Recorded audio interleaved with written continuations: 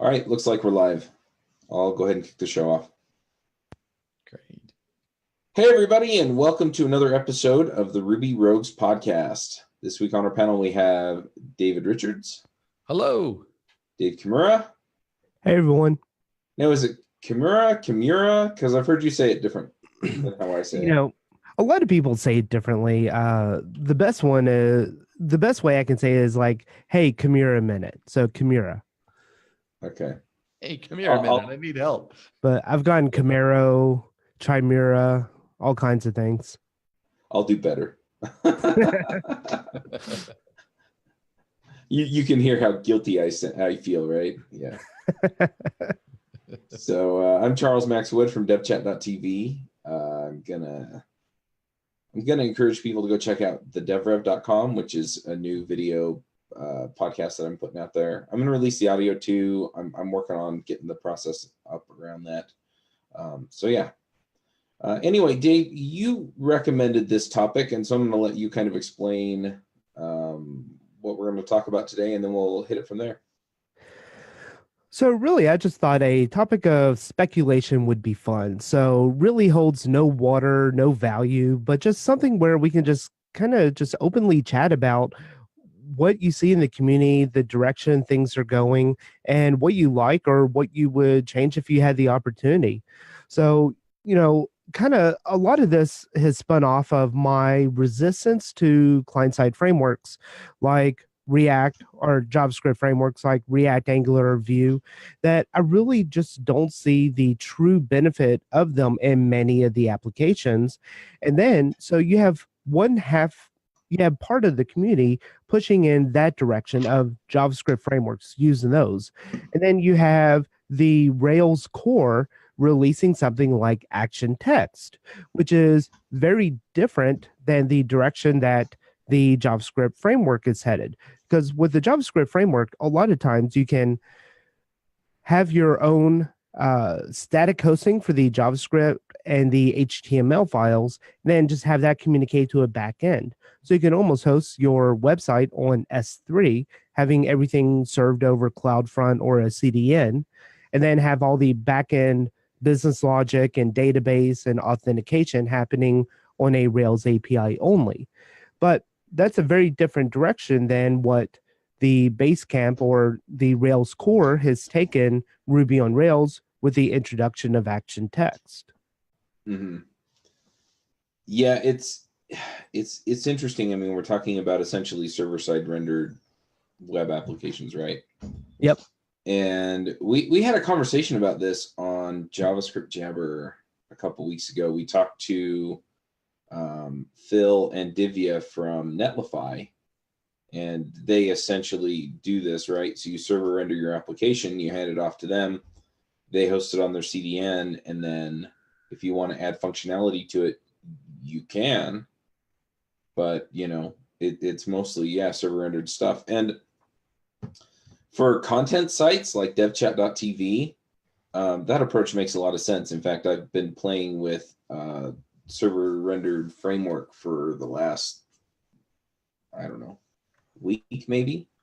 I mean, Thanksgiving was in the middle of that, where I was essentially doing that. I was taking it to basically just rendering it to text, and then I'll have JavaScript animate anything I need.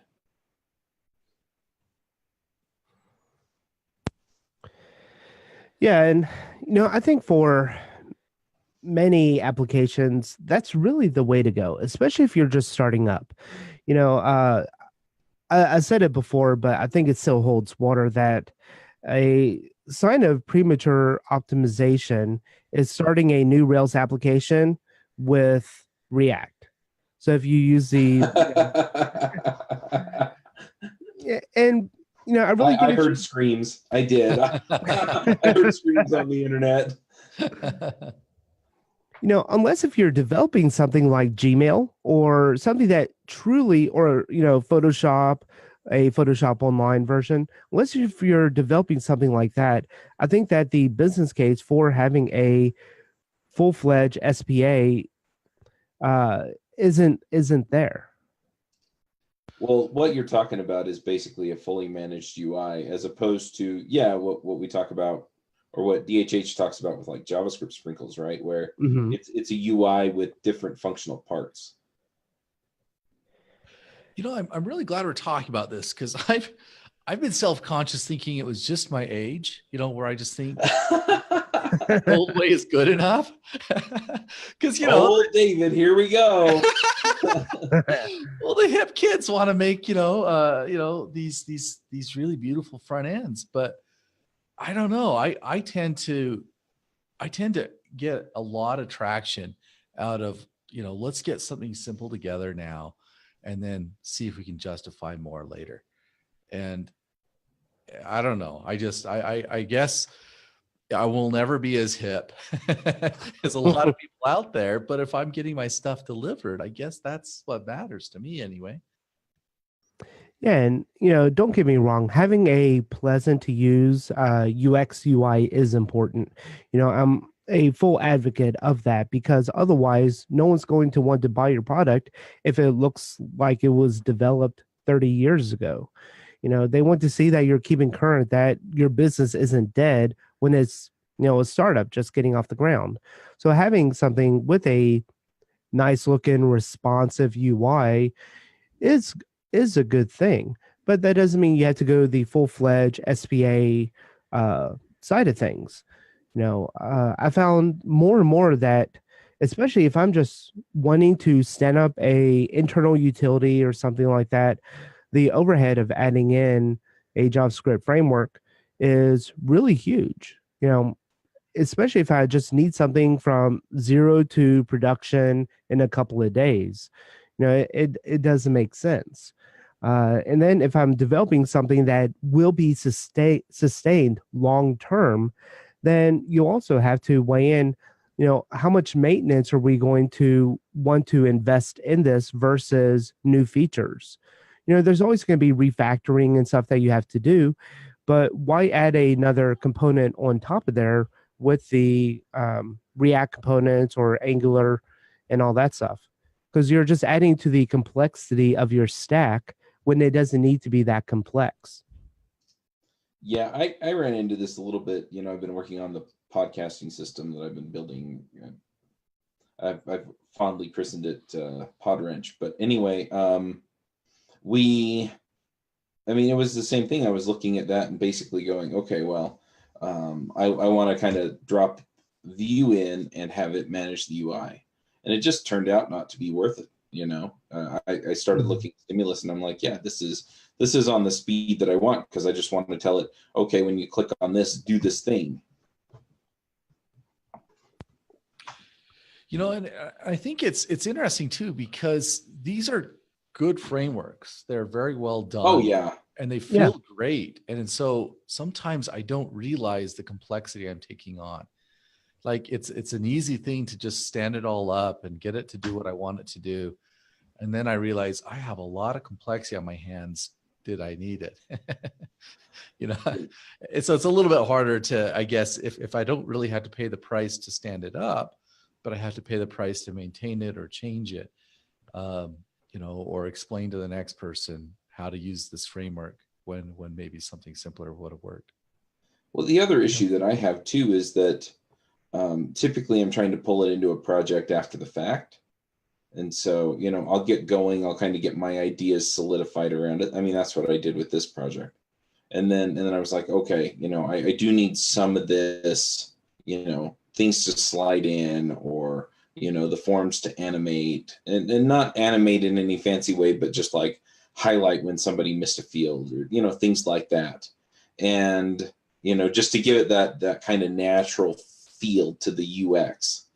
And yeah, so I went to pull in, I think I looked at React, and the instructions to get going with React, I was just like, nope. I've been podcasting about Angular for 5 years. And again, the barrier to entry, even though I understand the system reasonably well, again, it was just a no-go. I went a Vue, it still took me a while to get started. And then just to kind of get my bearings and figure out how I needed to insert it to get it to do what I wanted, you start looking at, I remember doing jQuery, and it's just like, okay, find the little handle, and when you click, then run this function. I mean, it was that simple. And, Stimulus has kind of that same feel. And so for my solution, and I'm not saying that this is the case for all of them, but yeah, I think in a lot of cases, it makes a lot more sense just to look at it. I mean, just to get going, there's this barrier to entry. And so just looking at it that way, it's like, oh, well, this is simple. It's easy to get rolling with. And I can just put it where I want it. Yeah, and I think that that's, a counterpoint to my point would be that when we do use Action View, we are prone to get lazy. And what I mean by that is having some partials or part of our view making database calls when all of that logic should have been contained within a service object within the controller or something else that is then pulling in that logic. Instead, it's really easy to create N+1 queries and stuff in the view, whereas with React, you're kind of forced away from that, unless if you're accidentally doing it in JBuilder or something like that. So I think that if we are going to maintain in our current path, we as developers need to get better about understanding our framework that we're using and make more proper decisions about how we are architecting the database calls, where are those truly being called from, and the overall interactions between our actual business logic. Yep. It seems to fit. I don't know if this is the right term, but the way I've been thinking about this, it's like this inside out approach to architecting things, that there's a DNA to the project. Like, okay, we're going to handle it this way. We'll use service objects this way. We're only going to bring in these other tools when we can justify them. And then that kind of creates an identity around the project. And I think if I can ever achieve that on a project, the whole thing goes well. Everybody knows what they're there to do, and they know what value they're there to add, and we're not going to rehash the same thoughts unless we're really getting it wrong. And then it's pretty obvious to everybody, like, okay, it's time to bring in a front-end framework, or it's time to really have some empathy for the user because this is not working for them, or whatever. We'll wake up at some point, but I like having that inside out, simple things grow into bigger things. So if I can get and I'm a fan of service objects. A lot of people aren't, but if I can get the way I build the app kind of down, that's the hard part. And then everything else just is a workaday process. And then if I have to make big changes, I can later, or when I'm really ready to take on something bigger. That always feels good to me. I don't know if that's the right way, but it seems pragmatic. And that's what I'm looking for when I'm thinking about the problems. No, I like that that way of thinking about things, where it's not necessarily that you're saying I don't want or I don't need a front-end framework. It's, what, when I get to the point where that's going to solve a problem that I have, that's when I'm going to go and reach for that tool. I really like the approach. And I recognize too that it spends a little bit of social capital. It's on me if I'm wrong. I'm going to say, hey, this is what we're going to do. This is why we're going to do it. And if people really wanted to use their framework of choice, I mean, there's a lot of reasons to build things. And sometimes, my reasons aren't good enough, but I have to spend a little bit of social capital to say, all right, well, we're not going to do that yet. Let's not do that yet. Or let's come back and talk about that when that becomes more important. And it's on me if I'm wrong. If it's on me if I'm, and that's, I guess, where my self-consciousness, comes up. If I'm just the old guy that doesn't want to innovate, well, then I'm slowing down the project. But if I really understand the cost of adding a framework or the cost of building something complex and then trying to maintain that over time. I mean, I've come to old projects that were built well, 10 years later, and they're still running well, even though all the tech they were built on is all completely defunct. It does its job well. It's secure and it's reliable, and I like it.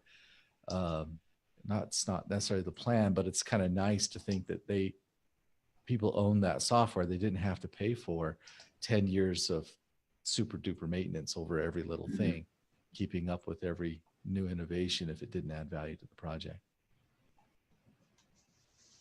Yeah, it reminds me a little bit of the agile development stuff that I got way into it a while back. I still believe in a lot of it, but it was essentially you're deferring decisions until you have more information. Yeah. And, so yeah, it makes sense. The other thing is that I find that the approaches between, especially Angular and React and Vue, are fairly different. I mean, they all use components and things like that, but they're reasonably different. And so there are going to be trade-offs between making those decisions, or something even more lightweight like Stimulus, or something like that. And so when you get to the point where you're making that decision, if you have more information, then you can make the appropriate decision on that. And so it's not just you being a curmudgeon or a stick in the mud or anything like that. It really is, I don't have enough information necessarily to make a good decision, and I don't know what's going to change between now and then that would make me make a different decision. And I think this gets to be even more important. I mean, I remember in the years prior when the Rails community was a community, we kind of grew our own people. It was, you were a Rails person, and now it's more, you're a web person. So I found on projects in the last few years, I get a lot of people on my teams that came from a very different point of view. Maybe they're not big fans of Agile, or they just love their JavaScript, or they came in from the DevOps side and they read an article once that they want to implement. And we did a lot of normalization in our thinking, where we said, well, let's try to be pragmatic, let's try to be agile, let's try to follow these principles. They seem to work well for us and a lot of the people that we know. And so being willing to say, I'm going to build this project this way, and then being able to describe why and have it be on my shoulders if I'm wrong. And then also be willing to listen to somebody that's got a perspective that I've never considered or I haven't thought about for a while. It's not that I have to be right, but if I'm going to set a project in a direction, then I kind of need to be able to have that conversation with people in a productive way. But they're coming from, a much, much more varied backgrounds these days, which is great. It's great to have that, but it just means the conversation is more and more important. Mm-hmm. Yeah. And, I think in a lot of cases, it's good to see what's out there, to see what's new, and to jump on new technologies, especially, early on, if they end up being a hit. That makes you a early pioneer in that area.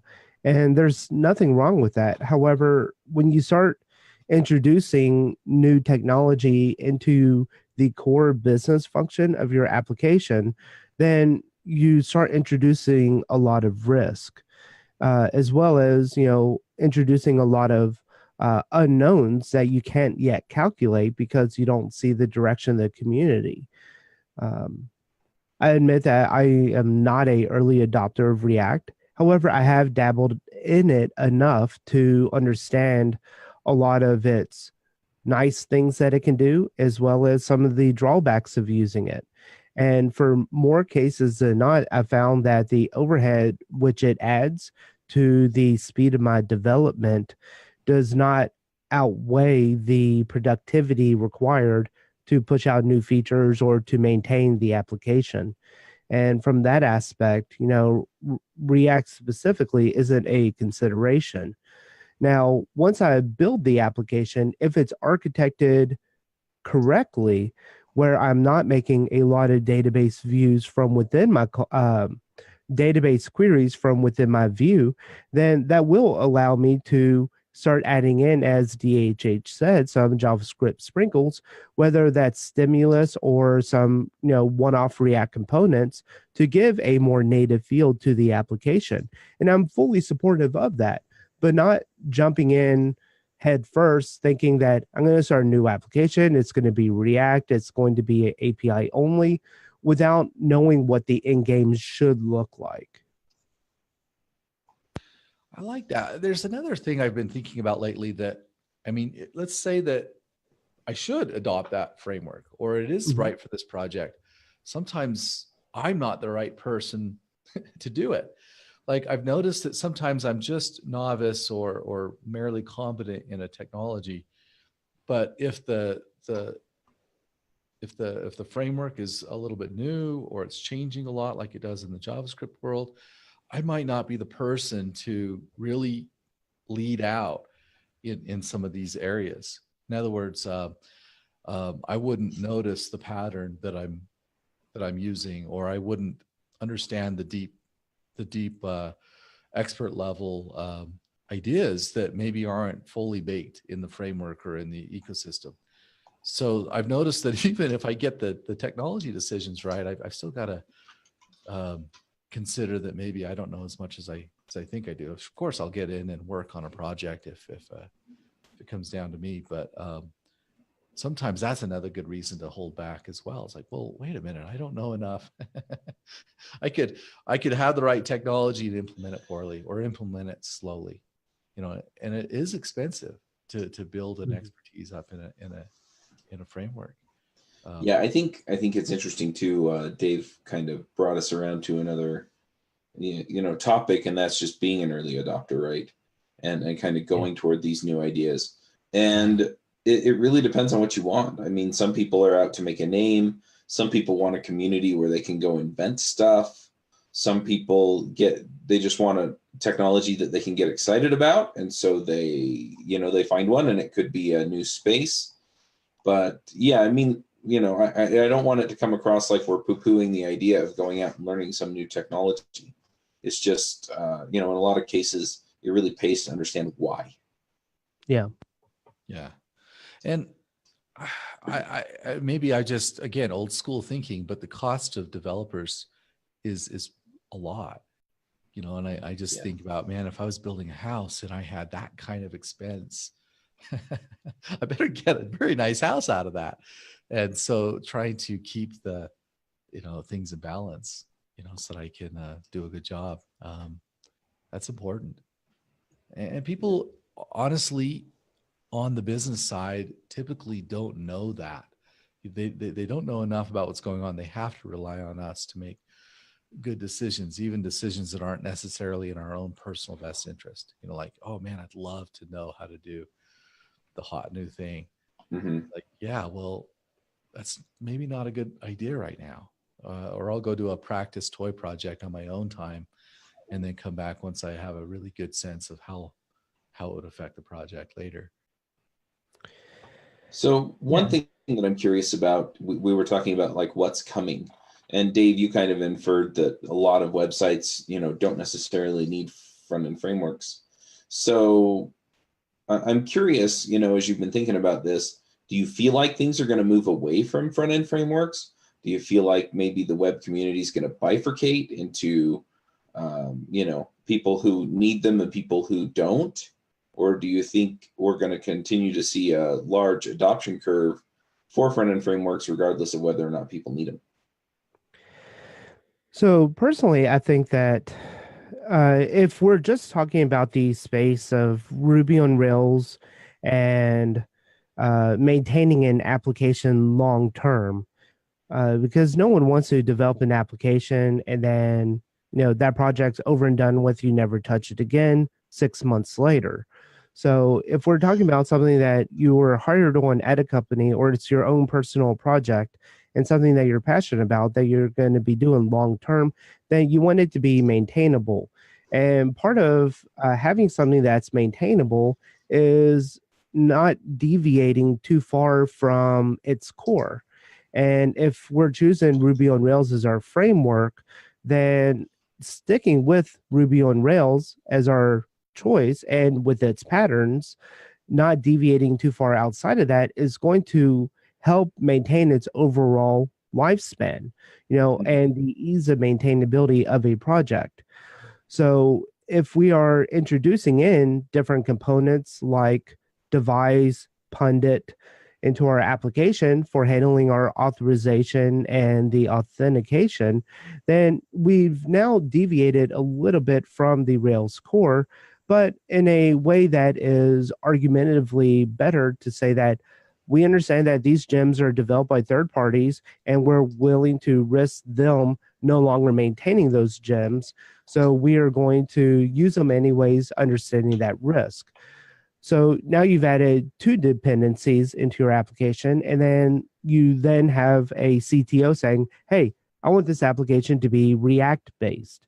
Well, that changes a lot more and adds in a lot more dependencies, because now you're not just dependent on React, but then you're also dependent on a lot of direction that Webpacker goes and how you're going to deploy your applications and its overall infrastructure. So, you start to making a lot of changes, and the more and more things that you start adding in like that, you're going to see the more and more you've deviated from the Rails core, which means the underlying core part of your business logic has deviated enough to where upgrading that to Rails 6 or later versions might become a challenge. So you may stick with a older Rails versions and not be able to take advantage of newer things like action text.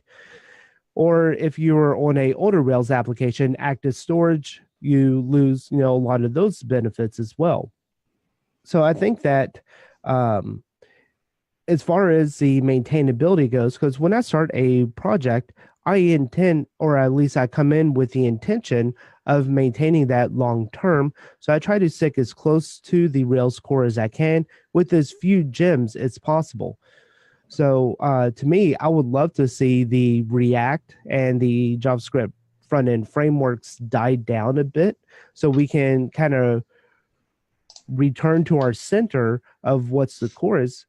And a lot of this is, honestly, React has not been around that long. Angular's been around a bit longer. So we have yet to see the negative impacts, or at least we might just now be starting to see the negative impacts that, this particular choice of a JavaScript framework has, over the DevOps side of things as things are getting shipped out, or from the maintainability long term.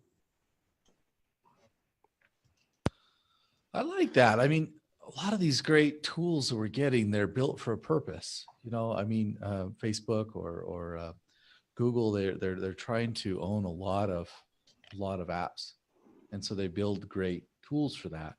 And where 37 Signals now Basecamp, they're looking for the one person startup. How can somebody build something, good, a lot like Basecamp, if they were the only person on the project. And so it's possible that, we're all glomming onto these technologies that are great for their purpose. But like you say, does that fit me? Do I really want to own a gem? Do I really want to maintain things? I mean, much more than just the front end, that whole thing. How complicated do I really want this to be? Especially if I don't really fit. Some of these tools were built for people with a different perspective in mind. Yeah, and I've talked to some people who are in the .NET world, and their views and their front end, they were really struggling with, even using .NET MVC5, which is a more modern approach to web design. It's a pretty cool framework, but to deliver stuff like we are able to ship with Rails was very difficult for them. So they added in React into their stack, and it completely changed the dynamics of how they developed and at the speed at which they could develop. So for them, it was a very logical choice and, a fruitful one too. They got a lot of returns. I don't see that in the Rails community where you're able to where you're saving yourself something. You're just, shifting responsibility over to a different stack that you're then going to have to maintain as well. for Facebook even coming up with React. I mean, honestly, if I was developing in PHP all day, I'm sure JavaScript will look pretty appealing, and then I would want to build a framework around that too. But I get to use Ruby. I love Ruby. Ruby makes me happy so much. I even name my daughter Ruby. So, I don't see anyone naming their child PHP. I'm just saying, One of our listeners just texted me. He's listening to us live right now. And he reminded me that if the technology makes things easier, it will get used. This is from Rex Griffiths. And then he quotes Henry Petrosky: irritation is the mother of invention. So I think, like PHP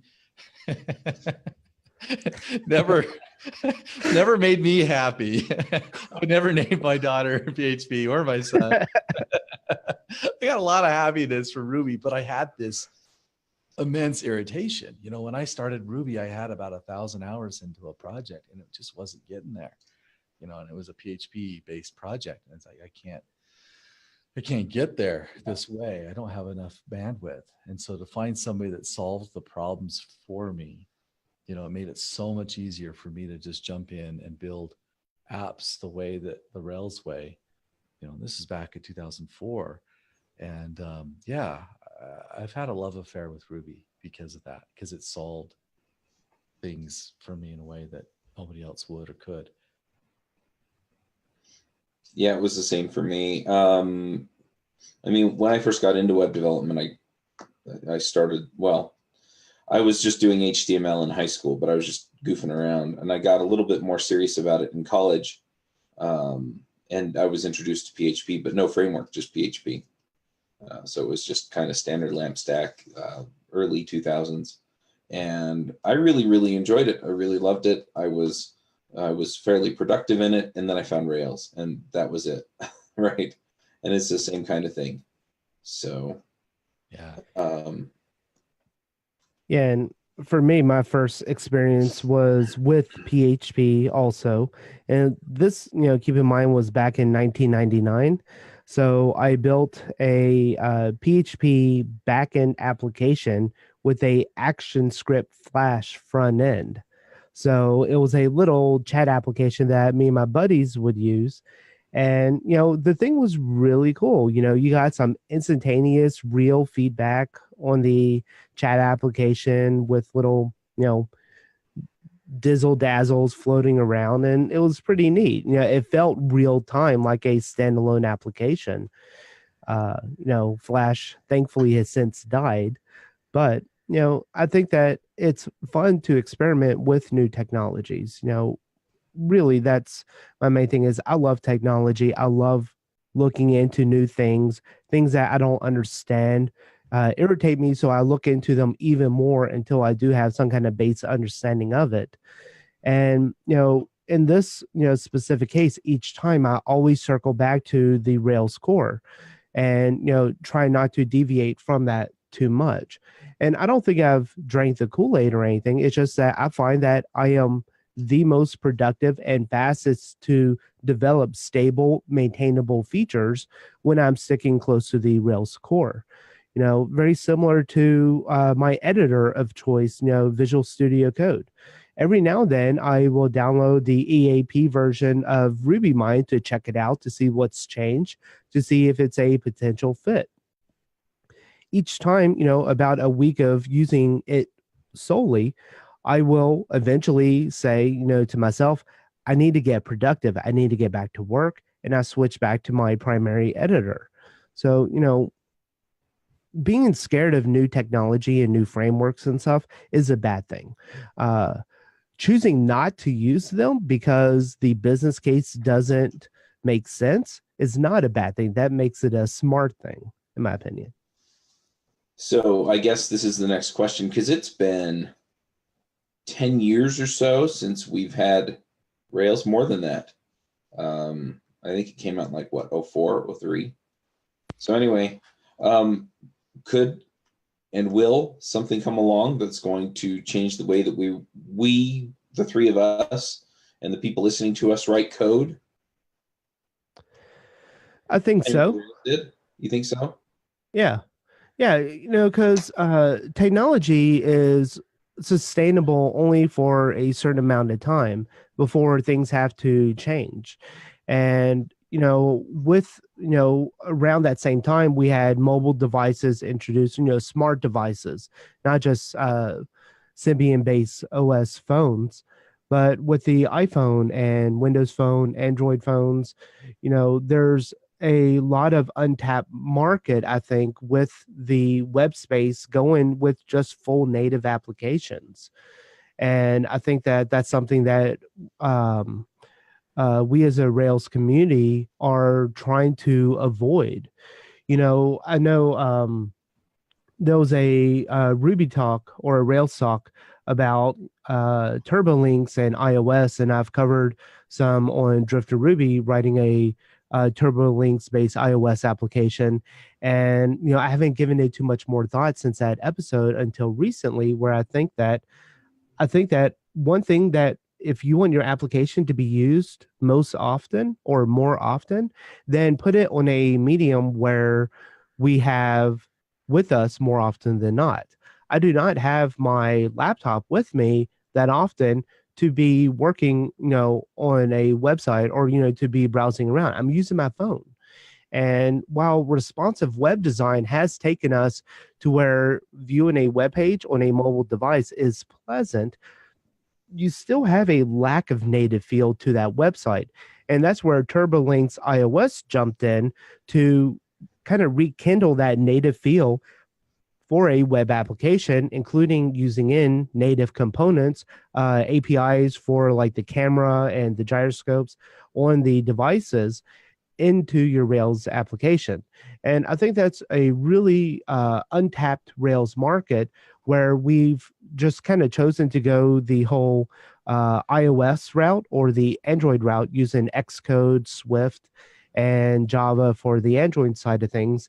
But other than the TurboLinks iOS application, there's really no bridge or gap into one of those natively. You have stuff like Xamarin, which is more on the .NET side of things, where you can create and cross-compile one code base to multiple platforms. And I think that Ruby Motion has come a long ways as far as being able to deploy Ruby-based applications compiled into Android or Java and um, Objective-C to deploy to native devices. But there's still a huge gap between Ruby Motion and with Ruby on Rails. Now, your interface between the two is going to be APIs. And I think that if we were to come up with some kind of gap, a bridge to that gap, then that could really change how we develop applications where it's more a true mobile first in mind, because that's a device that many people, the majority, have on them at all times, not a computer. I think you're dead on with that. I mean, as far as interfaces and what we use, and I think it's hard to get an abstraction done well, where we can move into the next set of tools. I think it takes some time to do it well. I remember how much complaining there was in the Rails world when it didn't do X. It was an abstraction. Rails is, the way that Rails does MVC, the way that Rails and Ruby and things where we say there's a trade-off and we're going to be on the, maybe in the majority of what people need to use, but like getting that into the phone, getting that into those interfaces, getting that APIs somehow tuned in smarter so that we can use these technologies. I think that is where we go. I've been seeing the same kind of thing around data, where people are finding ways to abstract out the hard parts. Like there's a proprietary MemSQL that's based on MySQL that's a distributed in-memory database, because that's a hard part of dealing with high volume, relational data. And so people are finding ways to abstract higher and make it simpler to get closer to our use cases. So I think that's where we go with our new tech, is we just keep getting better abstractions, but it's really hard to get an abstraction done well that really Mhm. embraces the next, major push into the next, what really happens next? Is it augmented reality? Is it just getting onto our phones and actually using what's already there better? I'd probably put my money on just using our phones and actually taking advantage of that. Is probably where we're going. Unless if you're Blizzard and shipping Diablo on your phone, in which case your people will not like that.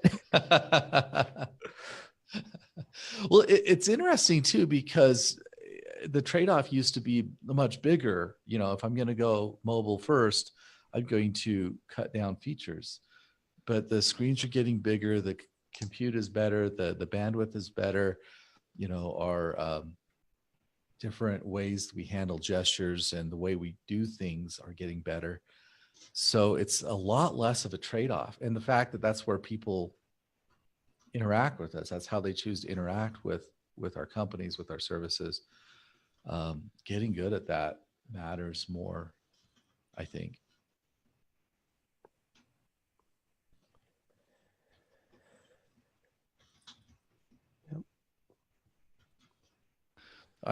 Last night I tend to write these big flowery articles that I never publish because I'm thinking about this kind of thing.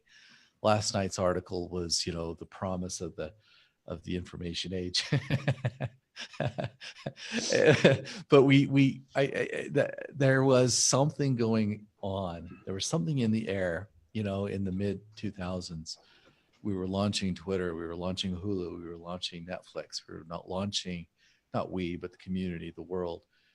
All these things were happening kind of at that time. And a lot is happening now, but it's different now.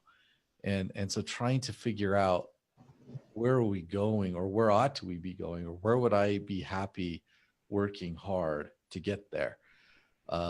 And so some of that to me also, like if we can get onto the phone, or we can get, more insight out of our data, or if we can get something that just adds more value beyond just, I'm going to record some values in a database and then spit it back to you in a format that you need it. So getting, so that's, I guess, not an easy answer to where are we going, but I think part of that involves understanding what are the problems we've been afraid to address. And one way I've noticed that lately is there's certain kinds of search terms that are hard to get answers to. Like if there's, if I'm trying to find a movie, a Showtime near me, that's no big deal, but if I'm trying to understand, the relationship of two complex ideas, or if I'm trying to understand the context of something difficult, or really get into and understand a company outside of what they're trying to tell me about themselves. Trying to use information, try to build tools that make information more useful. I think those are the harder areas. At least that's what I've been seeing.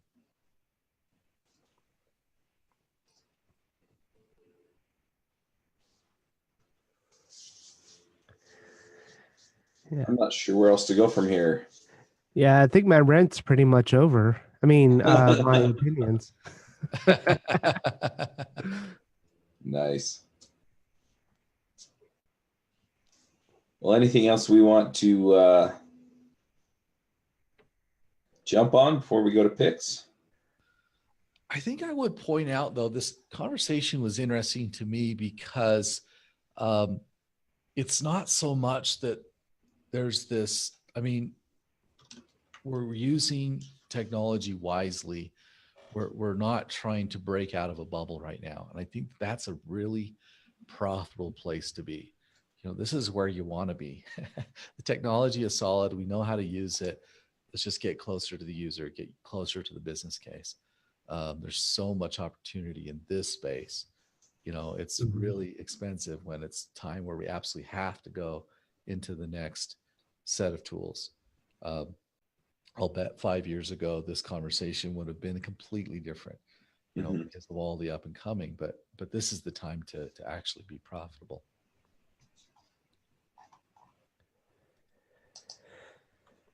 Agreed. Yep. You know, because a lot of people think that the market is already tapped, that anything that's already been invented has been, and there's nothing new to invent. And I think that that's, you know, someone said that back in like the 50s and stuff. And look how far we've come since then. So, you know, I'd say just keep developing, keep inventing, keep coming up with new ideas, and the world will adopt or not adopt it. But just because you failed in one thing doesn't mean you quit. Just keep going. You know, don't let it discourage you. Yep. All right. Well, let's do some picks. Dave, do you want to start us with picks? Yeah, sure. So, I can't remember what my last pick was, but I've been having so much fun with this, so it may return to be a new pick. Uh, I got a dust collection system in my basement for my wood shop, and I have, you know, finally got it all hooked up and ran to my various tools. So if you have a wood shop that does not have good ventilation, then having a good dust collection system is important. And I kind of went cheap on it. I went with a central machine from Harbor Freight, but you know, because it's not something that's spinning a blade, I was okay to kind of cheap out on a little bit. So, you know, a semi decent dust collection system for your wood shop. Along with the spirit of wood shops, I did pick up a new tool over the holiday weekend, over Thanksgiving, and I got a another DeWalt battery powered drill, the XR. So it's a lot of fun. I like tools and I like playing with wood. So I guess those are my two picks. Awesome. David, what are your picks? Right. I've got two very different picks. One of them is a book I finished last week. Loved it. Amy Irvine wrote Desert Cabal, and it's a response to Desert Solitaire. I think it's 50 years since Edward Abbey wrote that book, but it's about the desert and the national parks in my part of the world in Utah and the Colorado Plateau. And it's just a very beautifully written book. So very short. You can read it in a couple hours, but very enjoyable. So I enjoyed that. And then the other one is something Ben Orenstein. We've had him on the show before. He's got this course out there, Habits for Hackers, and I love it. And so he's just getting it started. And a few reasons I love it. One of them is how pragmatic he is about it. But the other one is that he's doing kind of a study buddy approach to learning. You know, I'll go take a class through this, learn better habits as a software developer. And I'll have somebody in the group with me that actually we're going to be checking in on each other regularly and actually make good habits. I think it's really hard. You know, this show will come out around the beginning of the year, and we'll all be setting our New Year's resolutions. And that's not the same thing as building habits. And so his is based on a prior pick that I've done on the show, which is Atomic Habits, a great book. So it's a way to practice. So, hey, if we're going to be better devs, let's do a good job of that. Yeah, Atomic Habits is an awesome book. Yeah. I'm going to throw out a couple of picks. So one of them is, it was kind of, it came to mind when you were talking, David, about having the accountability partner when you're taking a class and things. And one of the things that we just did, we did kind of an extra episode yesterday because we didn't record Adventures in Angular or any of the Wednesday shows last week because of Thanksgiving. And, I wanted to have something to put in there. And so I had my friend Sean come on, and he talked to us about mastermind groups. And I found that to be an excellent tool for essentially leveling up and learning. And so you form mastermind groups. Usually they're formed in the business context. And so you hold each other accountable on your business stuff, the stuff you have to deliver to get your business done. And instead it was, okay, well, if everybody in the group is focused on learning the same technology, or if everybody in the group is focused on leveling up, from beginner to intermediate or something like that, then having that mastermind group and having the accountability and the ideas and all of the discussions that come out of that is really powerful. And so we did we did the episode. It was funny because we had co-hosts from 3 different shows on there, because we're also going to put it on Views on View and React Roundup. But the other thing that came out of it was that we're going to do a webinar at the beginning of the year. So if you want to come and kind of see how to organize a mastermind group and figure out how to make it effective, you can go sign up at Mastermind Hunt. That's mastermindhunt.com/devchat. And if you go sign up, it'll be free. And I'm going to be there helping with the presentation. So, it'll be great. I'm really looking forward to interacting with some folks and answering some questions. But it's essentially how I leveled up in a lot of ways, either through Ruby Rogues, which kind of acted as a mastermind group for me, at least in that way, because I was interacting with people who are at a much higher level than I was. And also just, as I moved from job to job and then met people in the local community, there were a couple of times where groups of us would get together on a regular basis for lunch and talk about leveling up or careers or technology or things. So anyway, it also works well for staying current if that's kind of your focus. So anyway, lots of ideas there. But yeah, so I'm going to shout out about that. And then I'm also going to pick, and this is something that Dave reminded me of a little bit when he was talking about sort of and I know that like the action text is probably a little bit different from this, but it did remind me that I have been playing with Eleventy, which is a static site generator, kind of like Jekyll. It's written in JavaScript. It's a whole lot simpler than Jekyll is. And I've been playing with it, like I said, for the last week, seeing what it would take to convert DevChat over to it, because we're currently running on WordPress, and WordPress has just become way too complicated. And then, I'll set up an e-commerce place for people to, pay for the stuff they want to pay for out of WordPress. But, then it's just the store. It's not all the content, SEO and garbage that comes out of that. So anyway, it's been really, really cool, and I've been really happy with it. I bought a theme off of ThemeForest that I liked for it, dropped it in. It's been kind of fun to figure out how to make all this stuff load my content instead of the boilerplate, but it's been fun. So so you can go check that out at Levity. It's 11ty.io for that one. So interesting. All right. Well, if there's nothing else, we'll go ahead and wrap up, and we will catch everyone next week.